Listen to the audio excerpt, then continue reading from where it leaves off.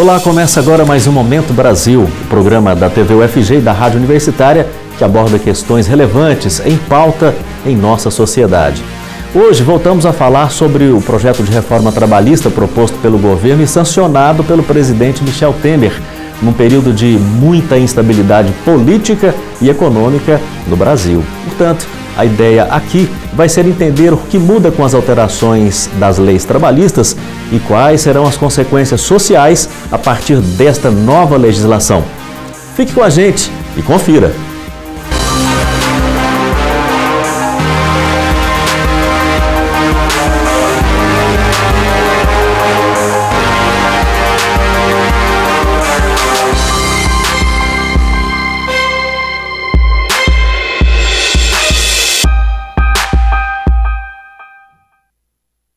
Para falar sobre os aspectos sociais da reforma trabalhista, o Momento Brasil recebe hoje a doutora Carla Zanini, presidente do Instituto Goiano de Direito do Trabalho e advogada trabalhista.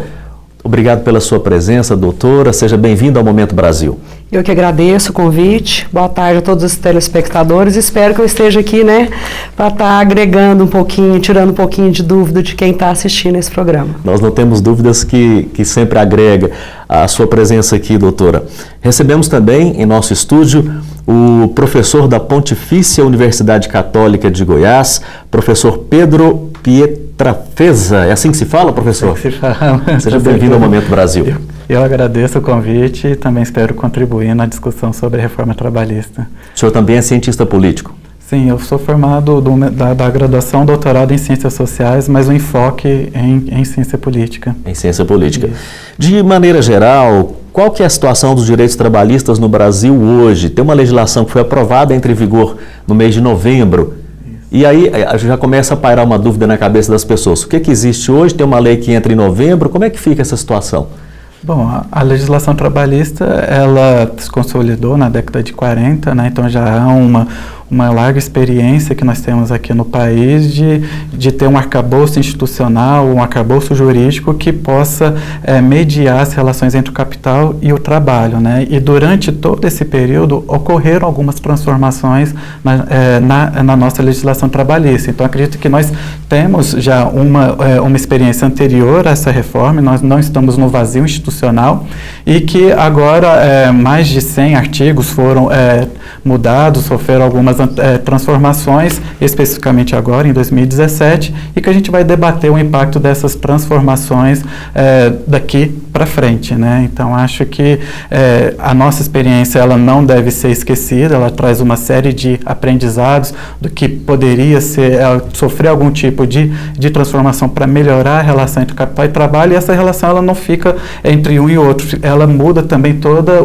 o cotidiano, tanto do empregador quanto do trabalhador. Então acredito que a gente tem que levar em consideração quando discutimos a reforma trabalhista que a vida, o cotidiano, tanto suas questões sociais, as suas questões familiares, questões institucionais também, elas devem ser debatidas no que se refere aos impactos da reforma trabalhista.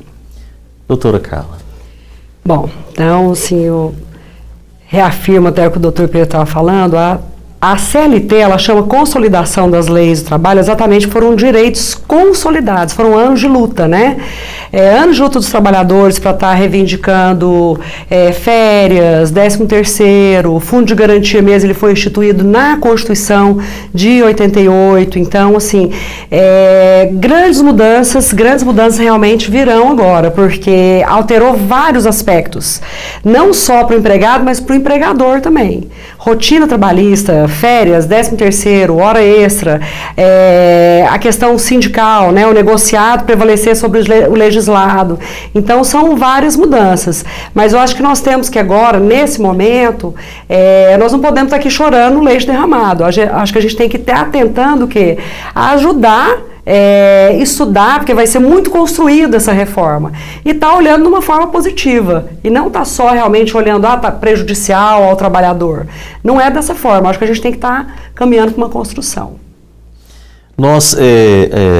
O que muda efetivamente com a aprovação dessa reforma trabalhista, que fatores positivos e negativos? A gente poderia abordar alguns fatores positivos, por exemplo, já que como a senhora colocou, a própria consolidação é uma construção histórica de direitos. Exato. E muita gente reclama aqui no Brasil da falta de segurança jurídica nas relações. Então essa nova legislação está sendo até apelidada pelas centrais sindicais de a CLT do patrão, porque só beneficia um lado. A senhora concorda com isso? Então vamos lá. Os aspectos positivos e os aspectos negativos. Aspecto positivo, vou te citar alguns. Por exemplo, jornada intermitente. Jornada intermitente, ela é positiva se nós olharmos de uma forma que ela for direcionada a determinadas categorias. Então, isso aí vai ter que ser construído em legislação. Por quê? Eu não posso colocar uma jornada intermitente para toda a categoria de trabalhador. Mas eu acho que ela veio no momento, sim, para estar tirando a informalidade. Por exemplo, quantas pessoas que trabalham hoje, às vezes, 12 horas por mês e não têm a sua carteira de trabalho assinada? Com a jornada intermitente, esses free times, freelancer, né, que o pessoal denomina, eles vão poder ter a sua carteira de trabalho assinada e receber as suas horas, o seu proporcional de 13º e férias em relação. Ponto negativo da jornada intermitente. A lei, ela abriu para todas as categorias. Então, esse, para mim, é o ponto negativo. Vamos colocar agora, eu vou colocar um ponto positivo na forma processual. Tá?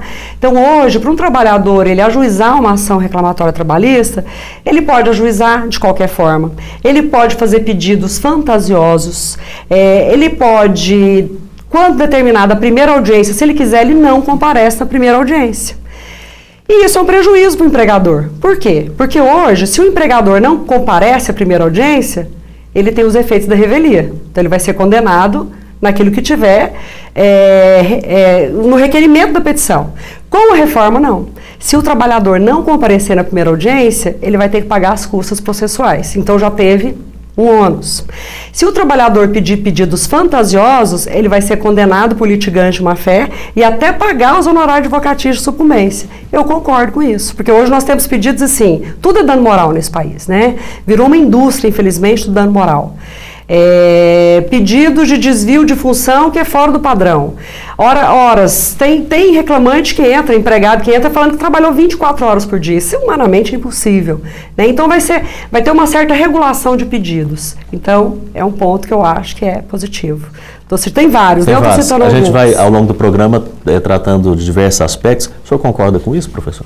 Eu acho que na questão processual é bastante importante, em que você dá uma celeridade e faz com que esses processos, muitas vezes fantasiosos, eles pelo menos diminuam, né? Não dá para saber se vai acabar, né? Mas que pelo menos ele diminua, né? Agora, a questão do trabalho intermitente, acho que tem que ser construído, porque eu vejo com uma certa preocupação, principalmente das experiências que tiveram em outros países, porque aumentou muito a questão da saúde mental.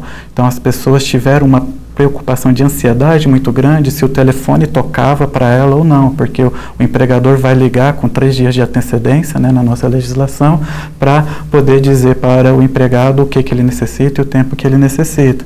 E a experiência que teve, a mais consolidada no Reino Unido, é que isso criou um estresse tão grande para o trabalhador e que teve mais pontos negativos, tanto no que se refere à saúde pública, né, não só nas questões de saúde individual, do que trouxe de benefício. Um ponto positivo do trabalho intermitente lá no Reino Unido foi a questão do primeiro emprego. Então, o trabalhador que tem os contratos intermitentes, o maior número é de pessoas de 16 a 24 anos.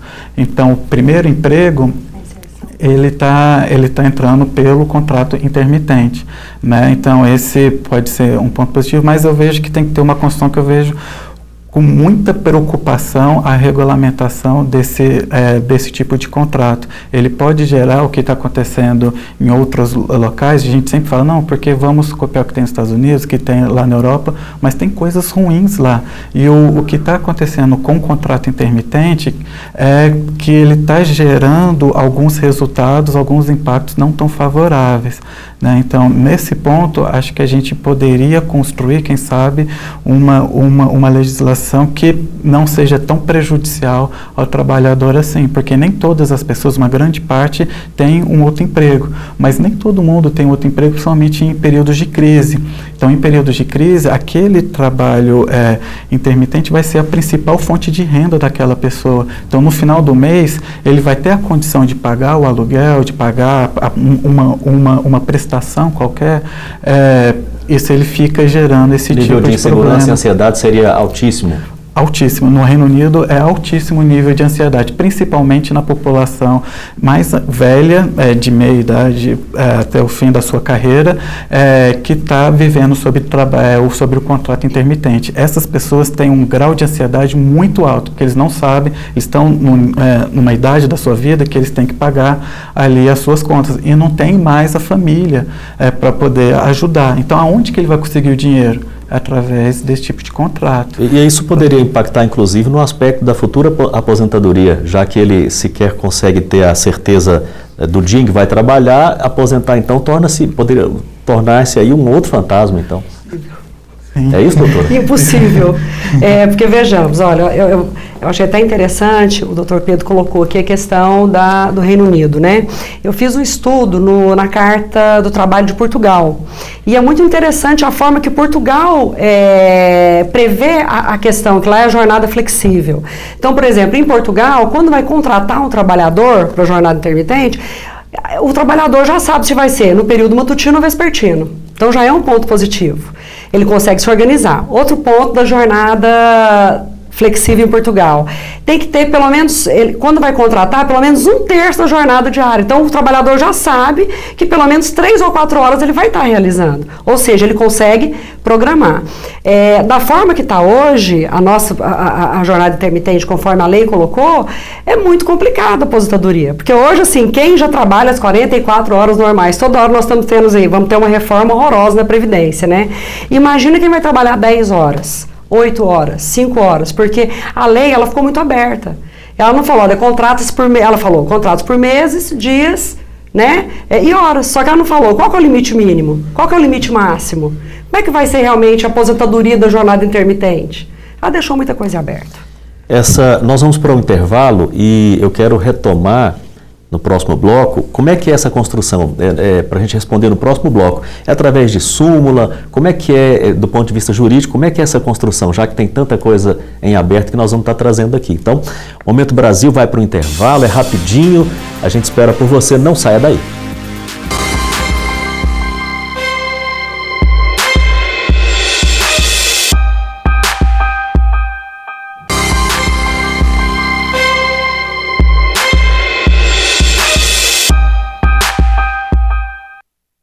O Momento Brasil está de volta. Hoje estamos debatendo os aspectos sociais da reforma trabalhista. Em estúdio, contamos com as presenças de Carla Zanini. A doutora Carla é presidente do Instituto Goiano de Direito do Trabalho, advogada trabalhista, e o professor Pedro Pietrafesa, cientista político, professor da Pontifícia Universidade Católica de Goiás. No bloco anterior falávamos, e eu deixei uma questão no ar, né, como é que vai se dar a atualização, o desenvolvimento dessa legislação, já que tem tantos pontos em aberto? Como é que é o processo jurídico para isso? Então vamos lá. Primeiro, eu acredito que o governo federal cria algumas emendas, né? Ou seja, ele corrige algumas coisas que tem por reivindicação dos próprios sindicatos, a própria jornada intermitente, a própria jornada 12/36, o trabalho da gestante em ambiente salubre. Então, primeiro, eu acredito que o governo faça algumas reformulações. Segundo ponto, a construção jurídica ela é formada no dia a dia, né? Os advogados com suas teses, o juiz com seus entendimentos. Quer dizer, uma análise vai ter que ser feita de forma muito profunda na Constituição Federal, porque essa lei, em vários pontos, ela atacou a Constituição, né? Assim, ela foi de frente à Constituição, e tem um aspecto que, ao meu ver, é até mais grave. A lei, no seu artigo 8º, essa lei da reforma trabalhista, no artigo 8º, ela em entrelinhas, ela veta qualquer tipo de manifestação de criação de súmula do judiciário em cima do que é disposto na lei. Ou seja, ela deixa como judiciário um pouquinho com mãos atadas. Então, assim, vai ser uma construção profunda. É o que eu falo, os advogados, os juízes vão ter que trabalhar muito em cima do direito constitucional, do que foi afronta à Constituição Federal. Um exemplo de afronta, além desse. O exemplo de afronta à Constituição Federal. Então, vamos lá. A Constituição Federal, ela estabelece a higiene física e mental. Então, o trabalhador, hoje, ele tem que ter a dignidade, a higiene física, mental e essa lei ela não respeitou. Em que ponto que ela não respeitou? Por exemplo, a jornada 12 por 36. O fato de um trabalhador, ele já trabalhar 12 horas para folgar 36, ele tem que ter 1 hora de intervalo para repouso e alimentação. A lei falou que pode ser opcional, ou ele usufrui ou ele recebe. Então, como que vai ficar o estado, a fadiga desse trabalhador? Então, está indo contra a Constituição Federal. Por quê? Não está respeitando a higiene, né, a saúde física e mental. Férias, fracionou as férias em 3 períodos. Aí, novamente, eu coloco a mesma exposição que eu fiz na jornada intermitente. Eu acredito que, para determinadas categorias, pode sim fracionar em 3 vezes. Para determinada categoria, não. Poxa vida, você pega um pedreiro que tem uma jornada extremamente exaustiva, cansativa, e vai fracionar as férias dele 3 vezes, então eu estou agredindo a saúde dele. Então eu acho, os 2 exemplos que eu estou dando aí realmente de ferir realmente a higiene mental e a Constituição Federal. Professor Pedro, quando o senhor trouxe o exemplo europeu, né, da questão da saúde das pessoas que já estava, inclusive, o senhor me corrija, trazendo uma questão mesmo de saúde pública, aí aproveitando a fala da doutora Carla, a questão do trabalho insalubre para a mulher. Por que tem que se aprovar um negócio desses? A gente fica pensando, isso obviamente está claro que vai interferir na saúde da sociedade, vai trazer uma consequência social. O senhor concorda com isso? Sim, isso vai trazer um impacto de saúde pública muito grande. E daquelas mulheres que não receberem um salário condizente a pagar plano de saúde ou pagar algum tipo de serviço de saúde privado, vai ter que ir para o SUS. E o SUS vai receber uma série de novos pacientes derivados dessas condições que muitas vezes não vai ter o ambiente que possa receber essas mulheres. Por exemplo, a questão das mulheres grávidas que vão ter que negociar para ver, vai ter um médico e tal, que vai dizer se ela tem condição de continuar trabalhando ou não numa determinada condição. E pode parecer coisas que para nós sejam óbvias, que não tem condição de continuar trabalhando naquele ambiente de trabalho, que ali naquele acordo posso dizer, não, ela pode trabalhar. Isso vai gerar com o tempo, né, não no curto prazo, mas com o tempo, uma demanda de serviços de saúde, de serviços públicos de saúde, que muitas vezes nós não estamos preparados para receber esse tipo de demanda. Então, essa legislação específica nessa questão das mulheres, ela precisa ser revista, né? Então, já teve até um impacto negativo, a imagem de quando foi aprovado esse artigo em específico, ele foi recebido muito negativamente na sociedade. Então, já começou a se discutir, não, então já vamos tentar rever como que a gente pode escrever essa questão das mulheres grávidas que vão negociar ali, que vai ter um médico que vai dizer se ela pode ou não trabalhar naquelas condições. Então, a gente já vê que com a aprovação, já teve uma resposta da própria sociedade que fez com que alguns atores políticos, pelo menos, vão propor que isso seja modificado. Mas no que se refere à questão da saúde pública, eu vejo com um pouco de preocupação que em outros aspectos da lei que foi aprovada, como a doutora até mesmo já citou a questão do 12 horas 36, ele também pode gerar, como foi generalizado, problemas de saúde bastante preocupantes. Então, a gente tem hoje, a gente tinha na questão da segurança, na questão da saúde, né? Isso médicos e pessoal que trabalha na segurança pública. Isso foi relacionado por uma série de para as outras categorias que pode gerar novas demandas de problemas de saúde pública. Então, eu vou até fazer um complemento aqui. Os favoráveis à reforma trabalhista, eles pegaram como modelo o quê? O Reino Unido, Estados Unidos, Portugal, Itália, Espanha e Alemanha, né? Falaram, lá funciona a jornada intermitente, lá funciona essa flexibilização. Eu, particularmente, faço uma crítica a respeito disso, porque eu acho impossível você comparar o Brasil com esses países já citados. Infelizmente, nós vivemos num país falido. Nós não temos saúde pública, nós não temos segurança pública, nós não temos o que aqueles países oferecem. Então, se voltando da questão que o Dr. Pedro colocou, que é muito importante, quem vai pagar a conta da Previdência? Então, se uma gestante vai entrar em auxílio-doença, que vai ter vários, ela está em ambiente salubre, pode acarretar uma doença. Quem que vai pagar essa conta se ela entrar em auxílio? Um trabalhador para 12 por 36 no estádio de fadiga grande, se ele entrar no auxílio doença, quem que vai pagar a conta da Previdência? Então, assim, será que analisaram isso? Então, tem que ser construído. Eu acho que os sindicatos têm que trabalhar em cima disso, de estar protegendo os trabalhadores para, assim, no modo geral, afeta toda a sociedade. É muito essa questão de previdência, de aposentadoria. Nós vamos economizar, o governo vai economizar. Peraí, mas se hoje nós temos, exemplo, um número patético que eu estou falando aqui, se 10 mil de uma categoria estão de auxílio-doença, será que nós vamos aumentar esse número? E quem paga a conta? Aí eu deixo a pergunta até para os telespectadores. Até porque os recursos que vão para a Seguridade Social e para o FGTS, a previsão que haja uma diminuição, principalmente se tiver contratação dos PJs, né, das pessoas, a pejotização. Então, como é que você vai fazer quando as consequências negativas dessa reforma tiverem que ter os recursos orçamentários para poder criar toda essa demanda? Como você está diminuindo a arrecadação, aí você vai ter menos recursos ali para depois poder resolver qualquer tipo de problema que a Seguridade Social hoje, ela, bem ou mal, ela tem que lidar. Então, acho que também tem que levar em consideração não só as despesas, né? O poder público tem que levar em consideração a sua arrecadação. E há um temor de que haja uma diminuição da arrecadação, tanto na Seguridade Social quanto nos fundos públicos, mais especificamente no FGTS.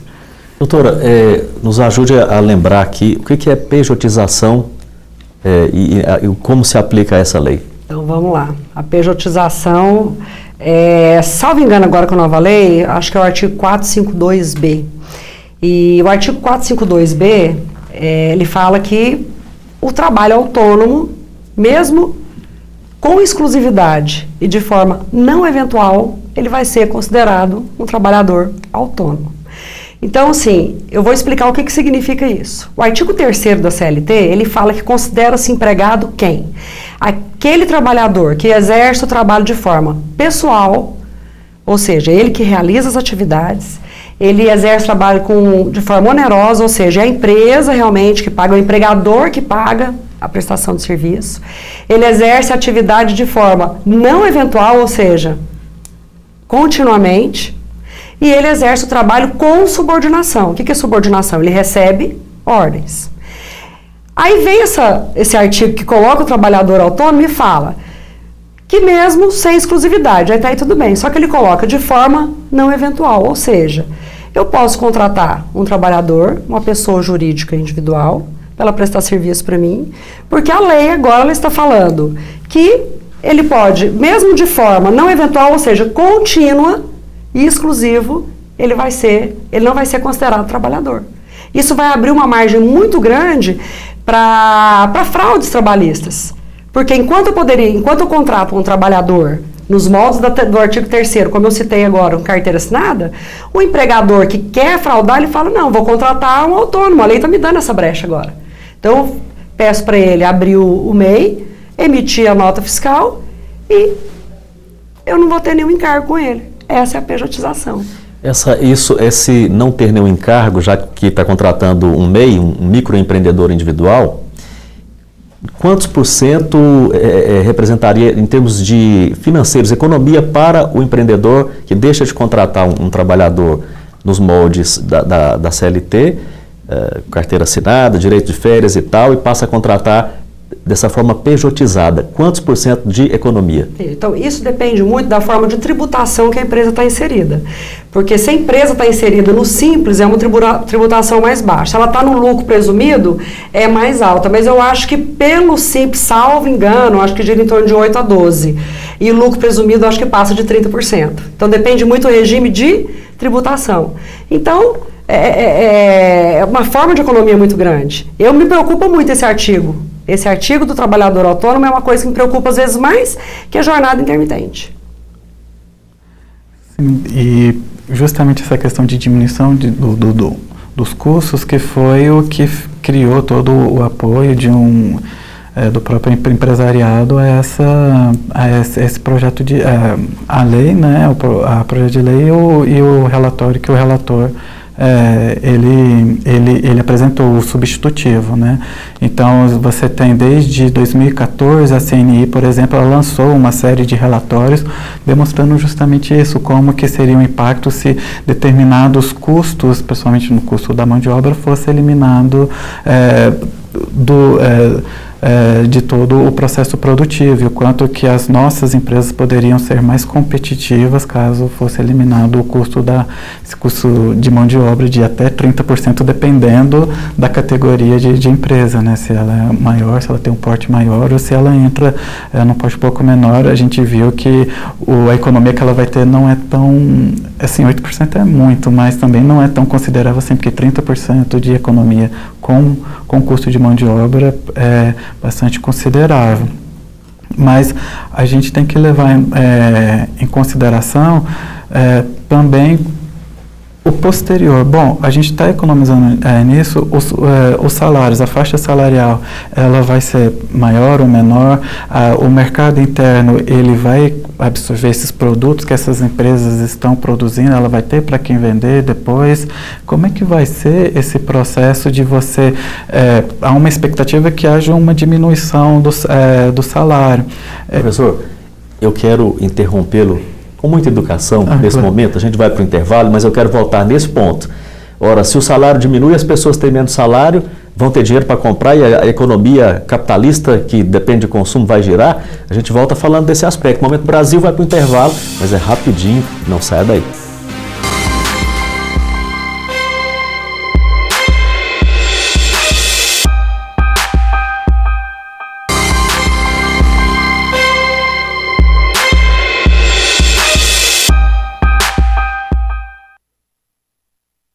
O Momento Brasil está de volta para mais um bloco de debate sobre os aspectos sociais da reforma trabalhista. Em estúdio, contamos com a presença da doutora Carla Zanini, ela que é presidente do Instituto Goiano de Direito do Trabalho, advogada atuante na área, e também do professor e cientista político Pedro Pietrafesa, professor da Pontifícia Universidade Católica de Goiás. Nós falávamos no bloco anterior sobre a questão da diminuição do salário dos trabalhadores com essas mudanças aí que estão colocadas na reforma trabalhista, e o senhor falava do desdobramento disso, né? Com a diminuição do salário, a economia pode de repente travar. Seria isso, professor? Sim, o efeito de você criar a possibilidade de crescimento econômico, como foi uma das justificativas ao projeto, ele pode não se concretizar, né? Que você pode criar um efeito em que, com a diminuição do salário, e ver se isso também vai impactar na diminuição do poder de compra, os produtos que estão sendo ofertados serão comprados por quem, né? Então, isso pode gerar também um problema depois para o setor empresarial. Então, você não valorizar o mercado interno, isso é um problema também para a economia nacional. Então, é importante que, tanto na questão da saúde pública, que a gente já falou, tanto na questão de menos recursos de arrecadação na Seguridade Social e em fundos públicos, também tem uma questão de injetar dinheiro na própria economia, para fazer com que a economia ela possa rodar também. Então, se você diminui trabalho, aumenta jornada de trabalho, você piora as condições de vida da sua população, você pode estar prejudicando também um consumidor em potencial. E isso pode prejudicar de modo global a economia brasileira. Ao invés de você criar condições de crescimento, você pode piorar as condições, né? No curto prazo, eu estava lendo um relatório da Organização Internacional do Trabalho. No curto prazo, os países que desregulamentaram muito as suas legislações trabalhistas não tiveram resultado de aumento do PIB e nem de melhora do crescimento do mercado de trabalho, ou seja, mais empregos para essas pessoas. Então, no curto prazo, a pesquisa foi feita em 2015, com resultados de 2008 a 2014, então não dá para a gente ainda prever muito no longo prazo, mas no curto prazo o efeito não foi tão bom assim, tanto nas economias de capitalismo avançado, quanto nas economias de capitalismo tardio, como é o caso aqui do Brasil. Então, seria importante também criar um meio termo. Eu estava conversando com a doutora Carla aqui no nosso intervalo, que talvez também uma reforma tributária que pudesse diminuir os custos também poderia ser um meio termo para que não retirasse tanto do empregado, né, e que possa também no futuro prejudicar o empregador. Então, quem sabe uma reforma tributária fosse esse meio termo em que pudéssemos equalizar a questão do custo, porque muitos dos custos que o empregador tem são com questões intermediárias, não só questões de trabalho, mas você também, materiais, a sua matéria-prima, isso também onera muito o custo de produção, e a reforma tributária poderia diminuir isso. Doutora Carla, vamos aproveitar aqui a fala do professor, reforma tributária, porque parecem que estão querendo resolver a questão do país reformando somente nas costas do trabalhador. Aí vem reforma, terceirização restrita, reforma trabalhista e uma possível reforma previdenciária que está proposta aí para ter segmento. E aí dificultando o acesso ao trabalho, retirando direitos trabalhistas e também na previdenciária, como está posto até este momento, dificultando inclusive o acesso à aposentadoria. Mas não se fala em reforma tributária. A senhora também acredita que a reforma tributária seria um bom caminho aí para achar soluções para o país? Com certeza. Eu acho que a primeira reforma que o Brasil deveria realizar é a tributária. A carga tributária do país é muito grande. Assim como o Dr. Pedro citou, então a empresa, para ela produzir, ela tem que comprar materiais. Para ela comprar materiais, para ela vender materiais, ela tem a emissão de entrada de mercadoria e saída de mercadoria. E o imposto é muito alto nisso. E não até agora você não se cogita essa reforma.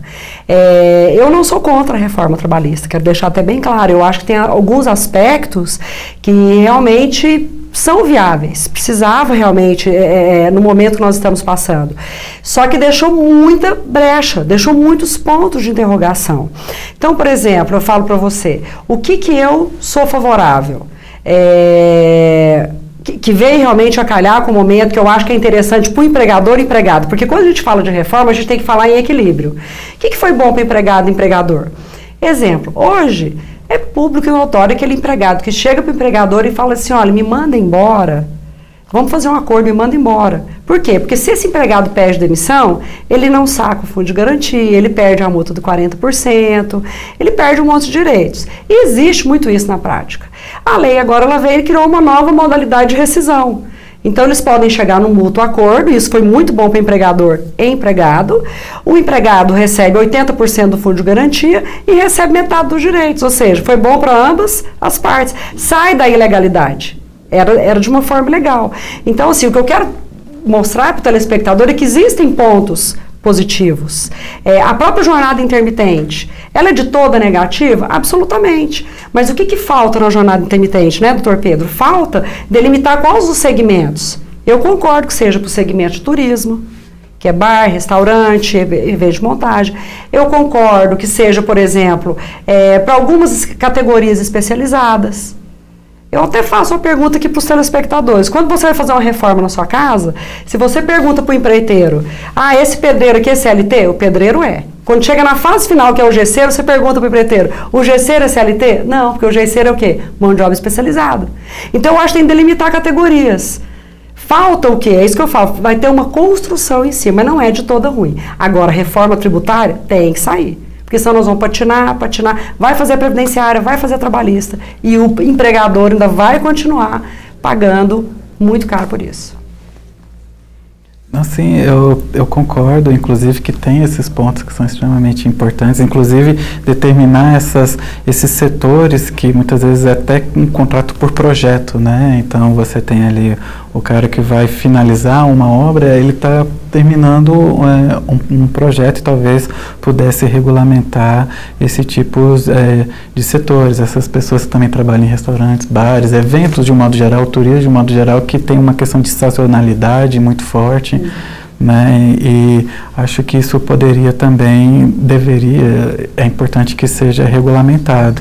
Então, tem esses pontos que realmente são positivos. É claro que a gente destacou muito mais durante a nossa conversa os pontos negativos, até porque esses pontos negativos terão um impacto muito grande mesmo na sociedade como um todo, e que ele vai demandar, e que talvez seja importante a gente dizer, é a questão institucional, a questão do nosso Estado democrático de direito.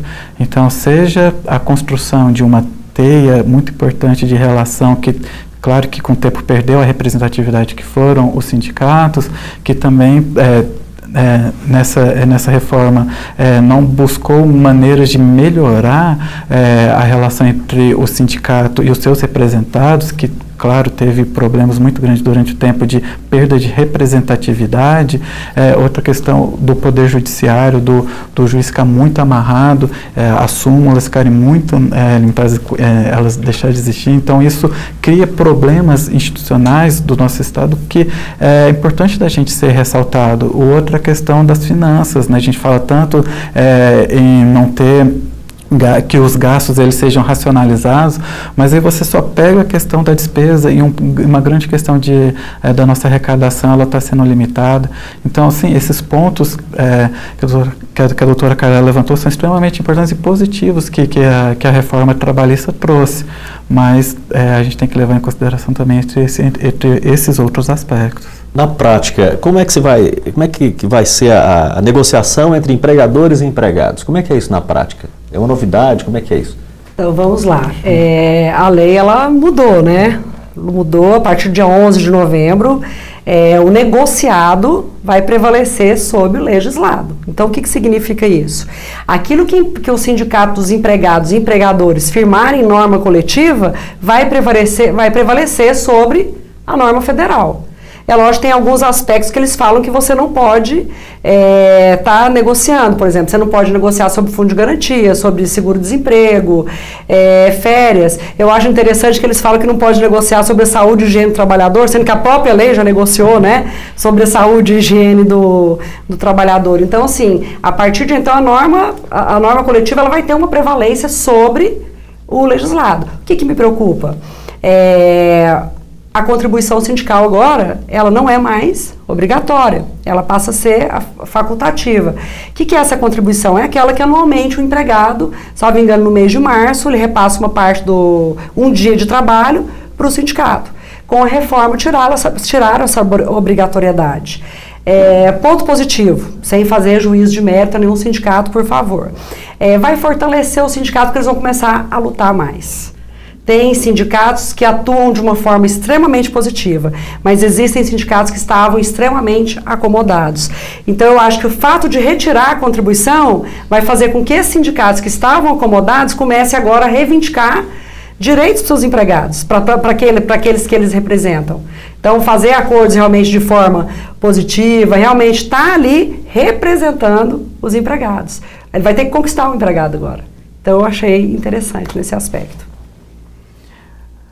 Eu acho que... Está forçando uma reforma sindical aí também, professor? Era o que eu ia falar. Está na hora de discutir a questão dos sindicatos, né? Então, inclusive, é um tema bastante controverso o fim, até mesmo entre o sindicato patronal, que uma boa parte das suas receitas são desse imposto obrigatório que agora ele foi extinto, né? E tem um debate no sindicato dos trabalhadores, que algumas centrais eram a favor do fim, e outros eram contra ao fim dessa obrigatoriedade, que tem a ver justamente com a construção da representação, de fortalecimento da representação sindical. Quando você perde esse laço, o trabalhador ele perde muito, ele perde um poder de que nas relações entre capital e trabalho, elas não são iguais, como até mesmo está ali no projeto que você tem que fortalecer a liberdade das pessoas de escolher o seu caminho, como se essa relação ela fosse igual, mas ela não é igual. E a história conta que ela não é igual. Ela necessitou durante todo esse período, desde que houve uma regulamentação estatal dessa relação bastante conturbada entre o capital e o trabalho, que você tivesse ali um intermediário para resolver esses conflitos. E os sindicatos, junto com a questão ali do Estado, são extremamente importantes para diminuir essa supremacia do capital sobre o trabalho nessas relações de negociações, que vai impactar, como eu falei, tanto na vida cotidiana do trabalhador, quanto na coletividade. Então, eu acho que é importante que, essa reforma trabalhista, ela deveria ter discutido quais são essas, talvez uma fonte alternativa, como que regulamentar um pouco melhor, como que o sindicato ele poderia ter os seus recursos para que ele não fosse tão fragilizado na hora de você reorganizar a estrutura sindical com o fim do imposto. Nós vamos para mais um intervalo e voltaremos para o quarto bloco. Eu convido você para que aguarde, rapidinho, não saia daí. Momento Brasil volta já já.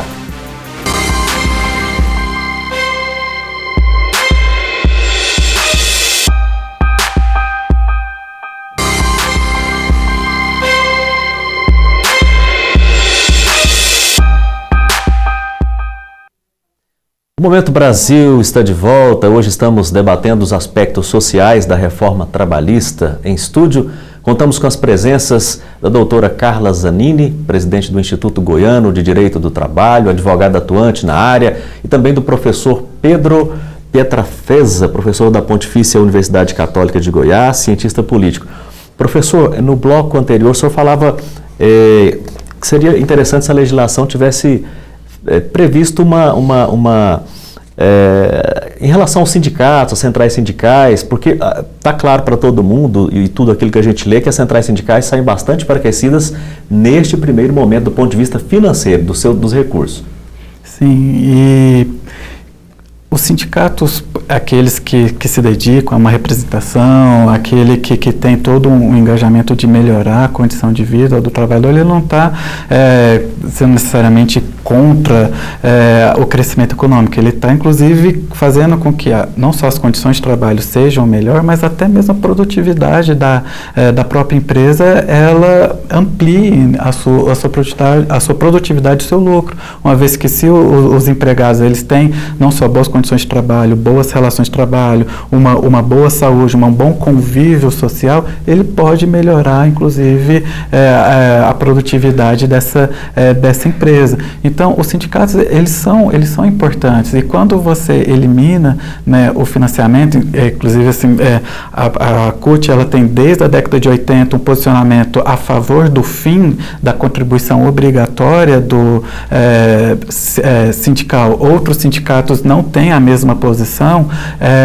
Isso mostra que, não é um consenso, mas é importante que a lei ela estabeleça uma forma de financiamento para que não haja um enfraquecimento dessa organização, que ela é histórica, de poder organizar, de poder melhorar as condições humanas do trabalhador, para que nós possamos também, de uma certa forma, não ficar tão prejudicados por conta de um enfraquecimento, seja pelo financiamento, seja pela fragmentação da representação do sindicato, uma vez que tem uma série de contratos diferentes que ele vai tentar representar, e muitas vezes esses contratos diferentes, eles não conversam uns com os outros, né? Então, isso é muito importante ser dito, que o financiamento ele está junto também com um fracionamento da representação do sindicato junto com os novos trabalhadores que terão contratos diferentes. Então, você tira o financiamento, você tira a representatividade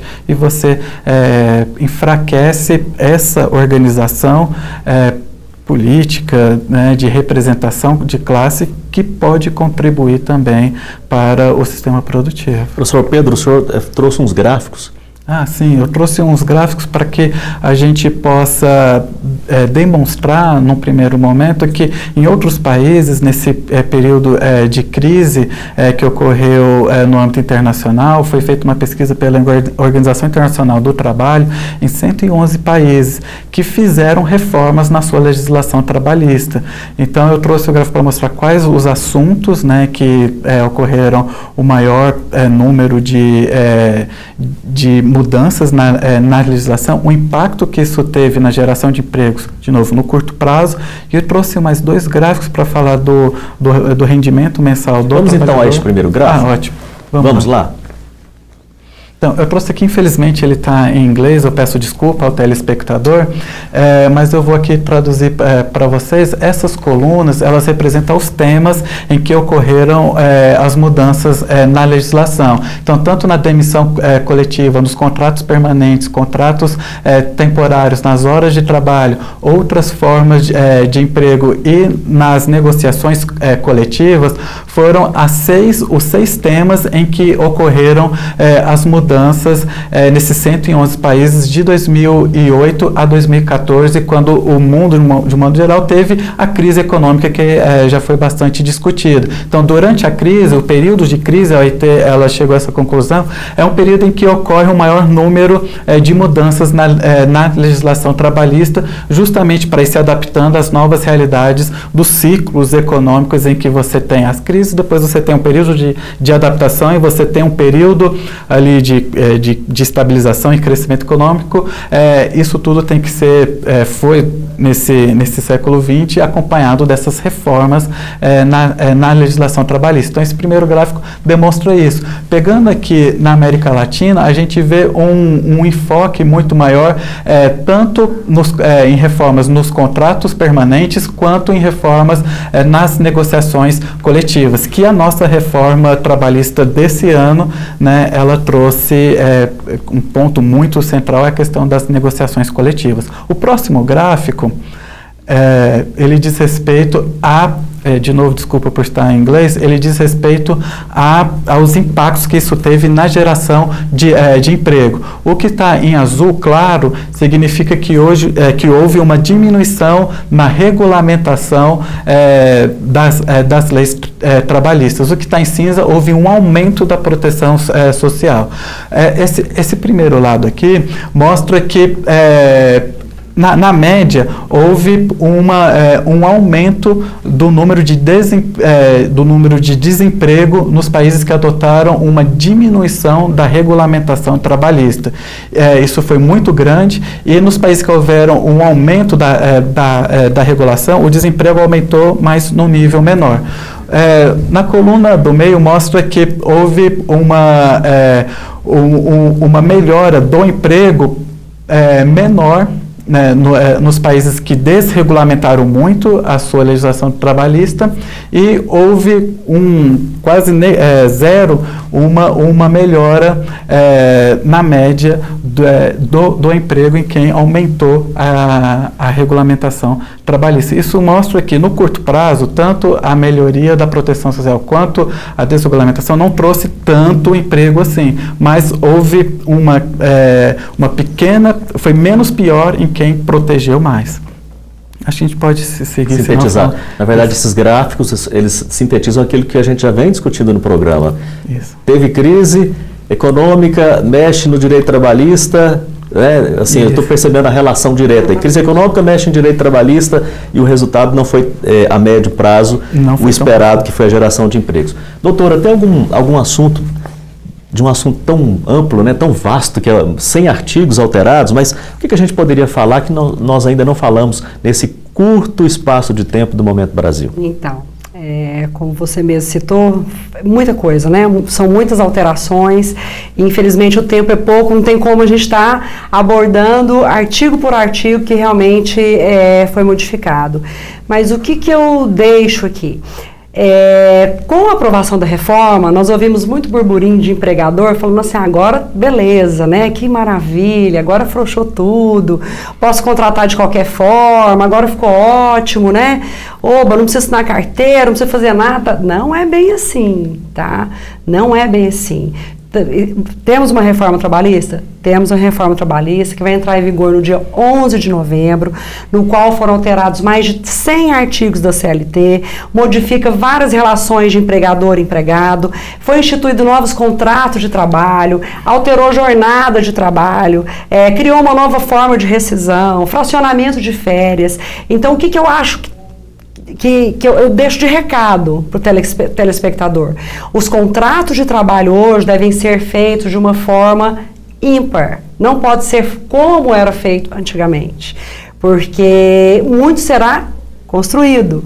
E assim para o empregado também, ele tem que estar acompanhando isso. Segurança para os dois lados. Segurança dos dois lados. Então, assim, não existe esse mito, ficou muito mais fácil. Não, tem que ter um acompanhamento, porque a proteção ainda continua, o artigo 3º ainda vale, a Constituição ainda está valendo, né? A jornada de trabalho ainda fica, os direitos do trabalhador, ninguém tirou o direito do trabalhador, teve alterações. Então, é apenas um recado que eu deixo. Cautela, a palavra chama-se cautela. Eu quero agradecer imensamente os nossos dois convidados, doutora Carla Zanini, e desde já deixar o convite para que a senhora retorne em outra oportunidade aqui no Momento Brasil para a gente continuar esse debate. Obrigado pela sua presença. Eu que agradeço aos telespectadores, ao doutor Pedro, foi um prazer imenso estar com o senhor, tão bom, né? A pessoa que realmente faz esse estudo, e estou à disposição do programa, eu que me sinto extremamente honrada de estar aqui hoje. Mesma coisa eu falo aqui para o nosso professor Pedro Pietrafesa, professor da Pontifícia Universidade Católica de Goiás, cientista político. O convite já está feito para o senhor também para voltar numa próxima oportunidade. Eu agradeço o convite, agradeço a participação junto com a doutora Carla, foi muito bom, e agradeço ao UFG pela participação. Nós é que ficamos felizes com a presença de vocês aqui.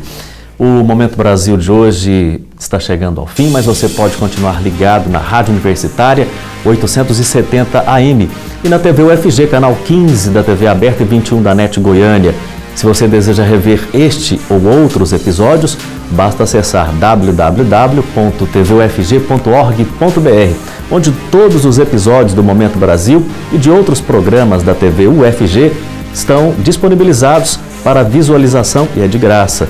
Acesse também o site da Rádio Universitária e conheça mais da nossa emissora e da nossa programação. Lá é www.radio.ufg.br. Você pode acompanhar a gente também por nossas redes sociais, Facebook, Twitter, Instagram e muito mais. O Momento Brasil é uma produção da TV UFG e da Rádio Universitária. Nos vemos no próximo episódio. Até lá!